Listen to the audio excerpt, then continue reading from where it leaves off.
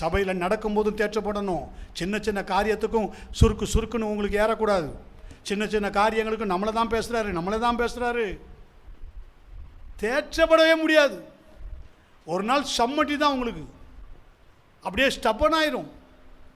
அப்புறம் ஒரு வியாதி, ஒரு சஞ்சலம் வந்தால் கர்த்தர் ஓட்டன்னு ஓட்டைப்பார், ஒன்று விடமாட்டார் கர்த்தர்.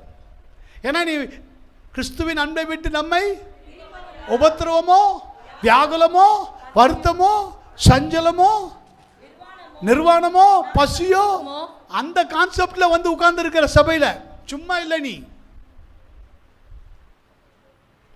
பிரிப்பவன் யார்? ஒட்டையும் ஆண்டவரே, நொறுக்கும் ஆண்டவரே. இந்த ஒரு விஷயம் மேல இறங்கும். அப்ப கர்த்தர் உடைக்கிறார்ல, அப்ப உடைச்சி அழுகுறோம்ல, கதறோம்ல, ஏங்குறோம்ல. பிரைஸ். ஸோ நீங்கள் தேற்றப்படணும், மனம் திரும்பணும். ரிப்பன் ப்ராசஸ் எப்போவுமே இருக்கணும்.